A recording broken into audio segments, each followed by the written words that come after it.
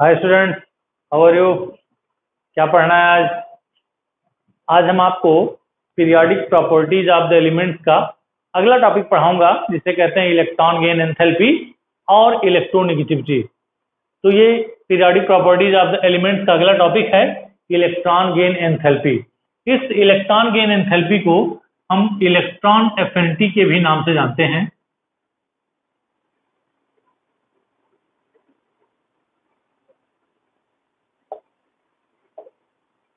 Electron affinity is the characteristics of the element. इससे पता चलता है इलेक्ट्रॉन एफिनिटी का मतलब होता है to attract the electron. Electron affinity means to love the electron. तो किसी भी, जैसा कि electron gain enthalpy, what is the enthalpy? When the enthalpy change, मतलब एनर्जी रिलीज होती है, एनर्जी एब्जॉर्ब होती है। जैसा कि मैं पिछले टॉपिक में पढ़ाया था, ionization enthalpy, the minimum amount of the energy which is required to take out one electron from the outermost shell of an isolated gaseous atom। तो वहां किसी भी गैसियस आइसोलेटेड गैसियस एटम से एक इलेक्ट्रॉन निकालने पे जो एनर्जी खर्च करनी पड़ती है, उसी को ही हम आयनाइजेशन एंथैल्पी के नाम से जानते थे। लेकिन यहाँ उलट गया, जैसे कहते हैं इलेक्ट्रॉन गेन एंथैल्पी। अगर हम इसका डेफिनेशन कहें बेटा तो कह सकते हैं it is defined as the amount of energy released when a neutral gaseous atom accepts an extra electron to form an ion। यानी कि किसी भी न्यूट्रल गैसियस एटम के द्वारा जब एक इलेक्ट्रॉन एक्सेप्ट किया जाता है और वो इलेक्ट्रॉन एक्सेप्ट करके एनायन बना लेता है, तो इस प्रोसेस में जो एनर्जी रिलीज होती है that is known as the x plus E is equal to x। It is the element neutral isolated gaseous system. जब एक इलेक्ट्रॉन एक्सेप्ट करेगा तो x charge means the x ion will be formed which is the anion. तो यहां से जो delta H की value होगी वो delta H is equal to minus this electron volt. अब हम यहां देखेंगे कि what is the elementary x। इस x के ऊपर हम डिपेंड करते हैं कि ये कौन सा एलिमेंट है, वो इलेक्ट्रोपॉजिटिव एलिमेंट है कि इलेक्ट्रोनेगेटिव एलिमेंट है, या कौन सा एलिमेंट है। अगर हम एक एग्जांपल लेते हैं बेटा, एक एग्जांपल आपको दिखाएंगे। सपोज कर ली ऑक्सीजन है। Oxygen in the gaseous form, if it will take one electron, अगर ये बनाता है oxygen one ion in the gaseous form, लेकिन अगर यही ऑक्साइड आयन फिर एक इलेक्ट्रॉन एक्सेप्ट करेगा तो ये बना लेगा oxide ion. It is not existing but it is existing. Oxygen का एटॉमिक नंबर H होता है और हमको पता है आउटर मोस्ट सेल में 2 इलेक्ट्रॉन। तो जब तक ये 2 इलेक्ट्रॉन नहीं एक्सेप्ट करेगा तब तक इसका इलेक्ट्रॉनिक कॉन्फ़िगरेशन 2s नहीं हो पाएगा। तो it means for occupying its socket it has to accept at least 2 electrons for occupying its socket. तो पहले कंडीशन में इसने एक इलेक्ट्रॉन और दूसरे कंडीशन में एक और इलेक्ट्रॉन लेकर के, अब यहां से मैं आपको बताना चाहूंगा डेल्टा H। डेल्टा H का मतलब हो गया इलेक्ट्रॉन गेन एंथैल्पी की जो वैल्यू होगी वो माइनस कितनी होगी? वी कैन से, अगर ऑक्सीजन इलेक्ट्रॉन ले रहा है और ये ऑक्सीजन का एक आयन बना रहा है तो then it should form minus 139 kilojoule per mole. ध्यान देंगे। और अगर ऑक्सीजन इसके साथ रिएक्शन करेगा तो डेल्टा इट इज H1 और it is H2 is equal two plus 780 kilojoule per मोल। एक एग्जांपल है, ध्यान देंगे कि इसकी वैल्यू नेगेटिव है और इसकी वैल्यू पॉजिटिव है। ये मैं आपको बताने की कोशिश कर रहा हूं कि इसकी वैल्यू नेगेटिव और इसकी वैल्यू पॉजिटिव है। इसका क्या मतलब होता है? जब कोई neutral gaseous atom electron accept करेगा तो वह इस कंडीशन में कन्वर्ट होगा और वह जो डेल्टा H की वैल्यू होगी, यानी जो इलेक्ट्रॉन गेन एंथैल्पी की वैल्यू होगी, वो निगेटिव होगी। निगेटिव मतलब होता है कि एनर्जी रिलीज हो रही है। लेकिन ये नेगेटिवली चार्ज, जब फिर नेगेटिवली चार्ज इलेक्ट्रॉन को एक्सेप्ट करेगा तो there will be a repulsive force among them. तो इन दोनों को आपस में ऐड करने के लिए हमें कुछ एनर्जी प्रोवाइड करानी पड़ेगी। तो इस तरह से हम कहेंगे कि इसमें इसकी एनर्जी यानी second electron gain enthalpy should be positive और first electron gain enthalpy should be negative. First electron enthalpy का मतलब हो गया कि एनर्जी रिलीज हो रही है और सेकंड इलेक्ट्रॉन एंथैल्पी का मतलब हो गया कि एनर्जी एब्जॉर्ब हो रही है। ये क्वेश्चन तमाम कॉम्पिटिटिव एग्जाम्स में और बोर्ड के एग्जाम्स में पूछे जाते हैं कि why the first electron gain enthalpy is always negative and the second one is always positive. तो उसके लिए आप कारण लिखेंगे because when we add one electron in the neutral isolated gaseous atom so then it release the energy। लेकिन जब वो negatively charge ions है जैसे कि यहाँ दिखाई दे रहा है, ये निगेटिवली चार्ज आयन जब फिर इलेक्ट्रॉन को एक्सेप्ट करेगा तो उसमें उसको और एनर्जी खर्च करनी पड़ेगी। इसका मतलब हो गया कि it is indicating it will absorb the energy. तो यही हो गया कि किस कंडीशन में यह एनर्जी लेगा और किस कंडीशन में एनर्जी देगा। अंडरस्टूड। अब जरा देखते हैं बेटा यह किन किन चीजों पे डिपेंड करता है और कब ये घटेगा कब ये बढ़ेगा और इसका जनरल ट्रेंड्स क्या होता है। अगर हम जनरल ट्रेंड्स की बात करें तो अभी मैं आपको बताऊंगा कि यह पीरियड्स में बढ़ेगा कि घटेगा, ग्रुप में बढ़ेगा कि घटेगा। लेकिन फैक्टर्स अफेक्टिंग हम लिखेंगे factors on which electron gain enthalpy depends. Okay, factors on which electron gain enthalpy depends, ये तीन चीजों पे डिपेंड करता है। नंबर फर्स्ट एटॉमिक साइज, मैं एक एक करके आपको बताऊंगा। और नंबर टू न्यूक्लियर चार्ज और number three electronic configuration. Electronic configuration, ये तीन चीजों पे कैसे डिपेंड करेगा मैं आपको बताऊंगा। एटॉमिक साइज बढ़ने से या एटॉमिक साइज घटने से उसके इलेक्ट्रॉन गेन एंथैल्पी पे क्या डिपेंड करता है। अब जरा गौर से देखेंगे कि एटॉमिक साइज, हमें पता है बेटा कि जब हम किसी पीरियड में लेफ्ट टू राइट चलते हैं तो एटॉमिक साइज धीरे धीरे कम होती है बिकॉज उसका न्यूक्लियर चार्ज बढ़ने लगता है। और जब हम टॉप टू बॉटम किसी ग्रुप में चलते हैं तो उसकी एटॉमिक साइज बढ़ती है। तो हम ये कह रहे हैं कि अगर एटॉमिक साइज बढ़ रहा है, ध्यान से देखेंगे, जैसे जैसे एटॉमिक साइज बढ़ रही है वैसे वैसे आउटर मोस्ट सेल में, यहाँ बीच में न्यूक्लियस है, ध्यान देंगे, अगर एटॉमिक साइज इतनी बड़ी है और बीच में न्यूक्लियस है, हमको इलेक्ट्रॉन यहाँ ऐड करना है, ये इलेक्ट्रॉन है। और अगर दूसरा कंडीशन देखेंगे, ये एटॉमिक साइज ये हो गई, ये पॉजिटिव चार्ज, ये पॉजिटिव चार्ज, और यहाँ इलेक्ट्रॉन ऐड करना है। दोनों को ही बड़े ध्यान से देखेंगे। It is the bigger atom, it is the smaller one. तो इसमें जब इसकी साइज बड़ी हो गई तो यहाँ इलेक्ट्रॉन आपको ऐड करना है। तो इस इलेक्ट्रॉन और इस प्रोटॉन के बीच में जो फोर्स ऑफ अट्रैक्शन होगा वो थोड़ा सा कम होगा। लेकिन इस कंडीशन में जब साइज छोटी हो गई तो इस इलेक्ट्रॉन और इस प्रोटॉन के बीच में जो फोर्स ऑफ अट्रैक्शन है वो ज्यादा होगा। तो ऐसे कंडीशंस में यहाँ इसकी इलेक्ट्रॉन गेन एंथैल्पी ज्यादा नेगेटिव होगी और यहाँ इसकी इलेक्ट्रॉन गेन एंथैल्पी कम नेगेटिव होगी। इसका मतलब हो गया इसका इलेक्ट्रॉन गेन एंथैल्पी कम होगा और इसका इलेक्ट्रॉन गेन एंथैल्पी ज्यादा होगा।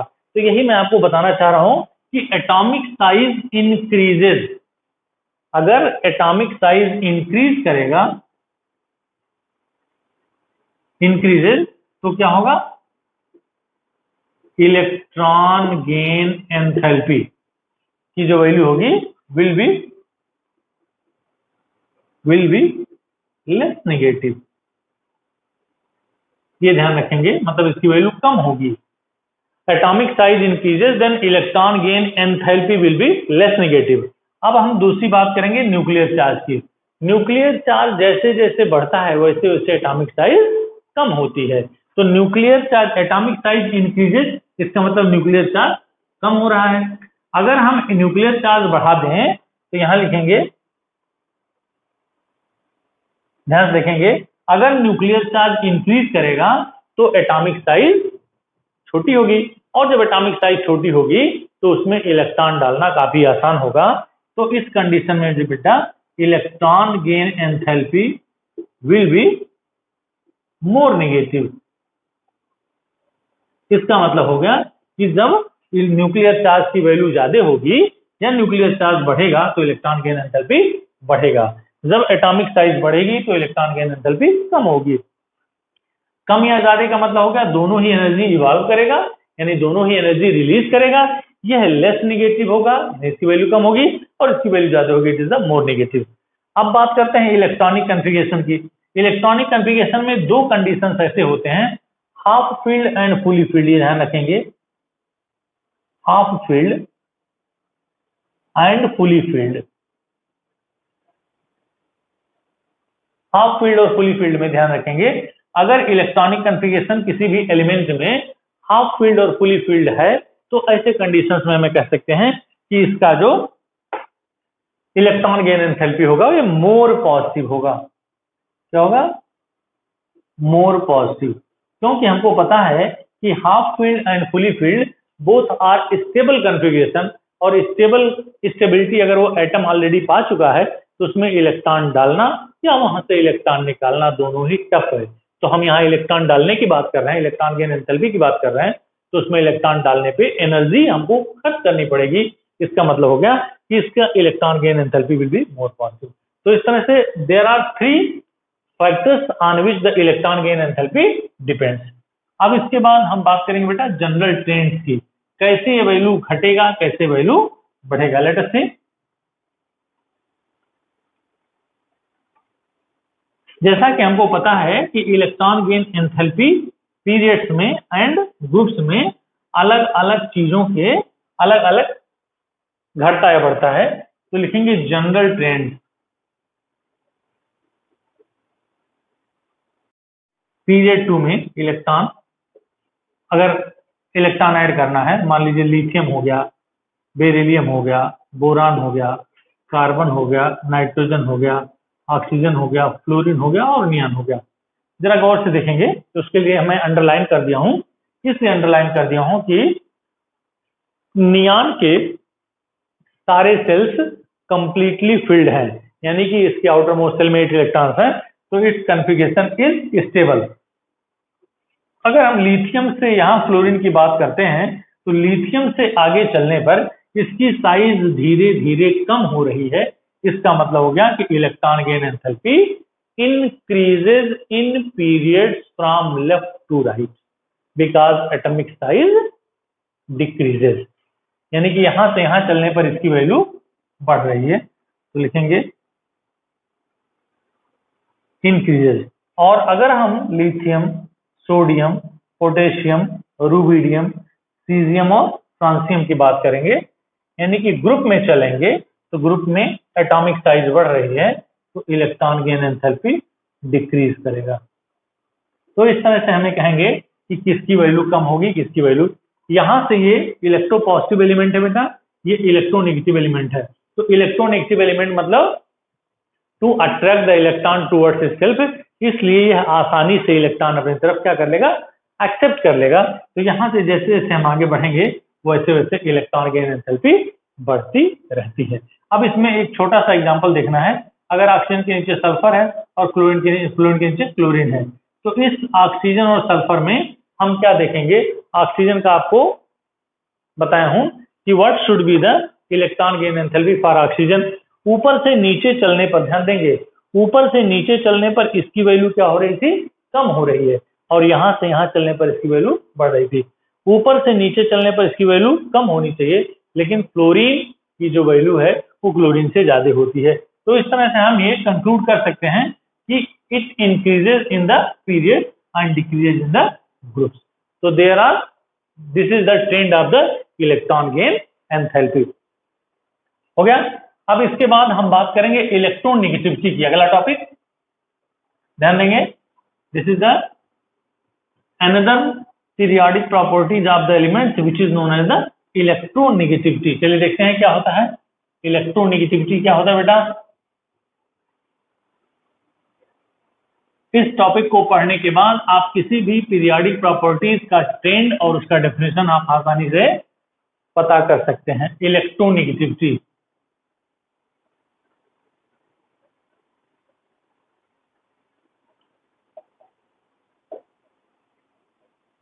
इलेक्ट्रोनेगेटिविटी क्या होती है? It is the tendency of an atom to attract the shared pair of electron towards itself in a covalent molecule. ध्यान देंगे, इसके पहले जो आपने इलेक्ट्रॉन गेन एंथैल्पी पढ़ा था या इलेक्ट्रॉन एफिनिटी पढ़ा था, वो भी था it is the tendency to attract the electron towards itself by the neutral gaseous atom. लेकिन यहां क्या होगा? इलेक्ट्रोनेगेटिविटी ये बताता है कि it is the tendency to attract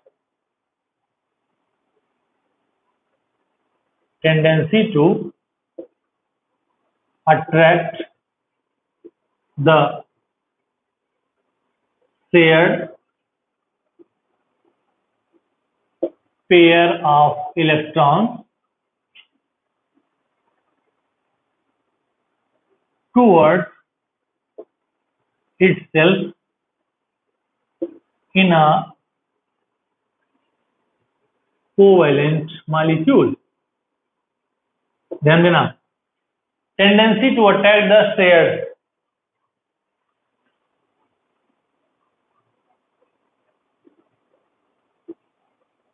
tendency to attract the shared pair of electron towards itself in a covalent molecule is known as the electronegativity।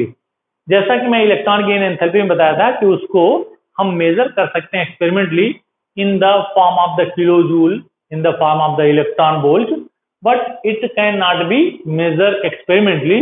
इसको हम विद रिस्पेक्ट टू जो हाईएस्ट इलेक्ट्रोनेगेटिव एलिमेंट होता है वो fluorine होता है बेटा, इसकी वैल्यू 4 होती है और ये 4 किसमें होती है? Polling scale. इसी के रिस्पेक्ट में अगर हम विद रिस्पेक्ट टू अगर हम किसी भी एलिमेंट की इलेक्ट्रोनेगेटिविटी की बात करते हैं तो उस इलेक्ट्रोनेगेटिविटी को हम इस फ्लोरीन से कंपेयर करते हैं। Fluorine is the most electronegative element in the periodic table and caesium is the least electronegative element in the periodic table, और सीजियम की जो वैल्यू होती है वो 0.7 होती है। तो इस तरह से most and least electronegative element. अब मैं आपको यहां बताऊंगा how to show the example, कैसे आप जानोगे कि इलेक्ट्रोनेगेटिविटी का क्या सेंस होता है। देखिए इधर, मान लीजिए हमने एक एग्जांपल लिया HCl, H और Cl। अगर हम इसका स्ट्रक्चर बनाएं तो हमको पता है कि हाइड्रोजन का एटॉमिक नंबर बेटा 1 और Cl का atomic number 17, electronic configuration 2, 8 and 7। It has 1 electron in the outermost shell, I have marked here, और it has 7 electron in the outermost shell, 2 to 4 to 6। और इन दोनों के शेयरिंग से ये सिंगल बॉन्ड बना है, हमने लिखा H सिंगल बॉन्ड Cl। गौर से देखेंगे, H और Cl के बीच में कोवैलेंट बॉन्ड बना हुआ है, तो इन दोनों में से ही जिसकी इलेक्ट्रोनेगेटिविटी ज्यादा होगी वह अपनी तरफ इस शेयर्ड पेयर ऑफ इलेक्ट्रॉन को पार्शियली अट्रैक्ट करेगा। It is not having the capability to attract the shared pair of electrons completely.